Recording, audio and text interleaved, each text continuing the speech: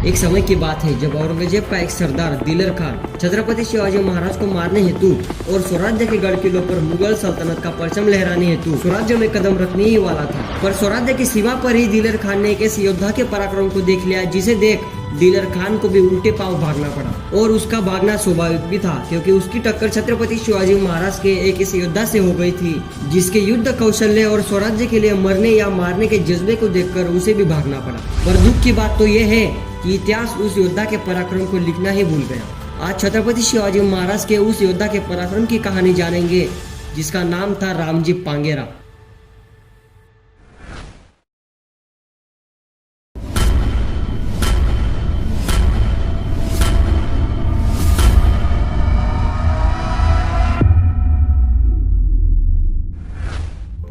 सन 6 जून 1674 छत्रपति शिवाजी महाराज के राज्याभिषेक के बाद महाराज ने स्वराज्य के सारे गढ़ किलों पर अपना अधिकार करना शुरू कर दिया था। इसी कारण से औरंगजेब बार बार किसी न किसी को स्वराज्य पर हमला करने या शिवाजी महाराज को पकड़ने हेतु भेजता रहता था। उस वक्त स्वराज्य पर कौन कब और कहां से हमला करेगा ये कहना बड़ा मुश्किल था। इसी कारण से राजे ने स्वराज्य की सारी सीमाओं पर अनेक लीडर, साहसी और पराक्रमी सूबेदारों को भेज रखा था। महाराज को हर वक्त एक ही चिंता सताते रहती कि अगली बार हमारे स्वराज्य पर किसकी काली छाया पड़ने वाली है। और उसी वक्त राजे को एक संदेशा मिलता है कि औरंगजेब का एक सरदार दिलेर खान अपनी 30,000 पठानों की सेना को लेकर बरहानपुर से निकल चुका है और इस बार वो नासिक जिले के कनेर किले पर हमला करने वाला है। इतना भयानक संदेशा मिलने के बाद भी शिवाजी महाराज बहुत निश्चित थे क्योंकि उनको पहले से पता था कि कनेरगढ़ की सरहद पर उनका एक ऐसा वीर मराठा मावड़ा तैनात है जो दिलेर खान को स्वराज्य में कभी प्रवेश करने ही नहीं देगा। और वो मराठा मावड़ा कोई और नहीं बल्कि मराठा साम्राज्य का वीर योद्धा रामजी पांगेरा ही था। ये वही रामजी पांगेरा था जिसने प्रतापगढ़ के तट पर अफजल खान के वध के कुछ समय पहले जावड़ी के जंगलों में अद्भुत शौर्य और पराक्रम दिखाया था। ये वही रामजी पांगेरा था जो अकेला अफजल खान के 100 सैनिकों पर भारी पड़ रहा था।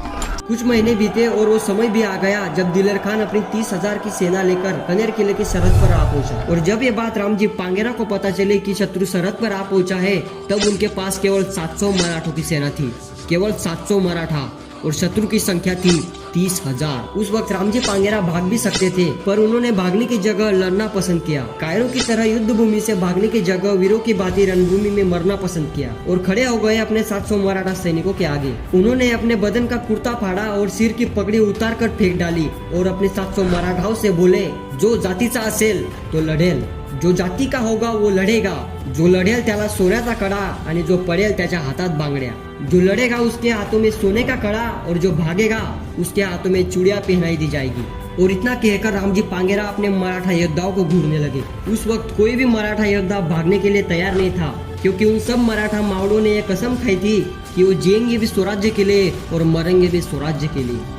रामजी पांगेरा ने जोर से गर्जना की, हर हर महादेव, जय भवानी, जय शिवाजी, और टूट पड़े वो 700 मराठा उन 30,000 पठानों पर। दिलेर खान बहुत ही अचंभित और भयभीत हो चुका था। उसने औरंगजेब के दरबार में किसी को कहते हुए सुना था कि शिवाजी राजे का एक एक मराठा मावड़ा 100 के बराबर है, पर यहाँ तो एक एक मराठा मावड़ा हजार पठानों को टक्कर दे रहा था। और जब दिलेर खान की नजर रामजी पांगेरा पर पड़ी तो वो थरथर कांपने लगा। उसने कुछ ऐसा देखा जिसके कारण उसे युद्ध भूमि से भागना पड़ा। उसने खून से सने हुए बदन पर असंख्य तलवारी के घाव देखे। जिस हालत में कोई मनुष्य खड़ा भी ना हो पाए उस हालत में वो मराठा योद्धा अपने दोनों हाथों में तलवार ले शत्रुओं को चीरते जा रहा था। और वो योद्धा कोई और नहीं बल्कि रामजी पांगेरा ही था। रामजी पांगेरा को जब दिलेर खान ने देखा तो उसे खुद की लाश जमीन पर पड़ी दिखाई देने लगी। और तब छत्रपति शिवाजी महाराज के इन 700 शेरों के पराक्रम को देखकर दिलेर खान को भी उल्टे पांव भागना पड़ा।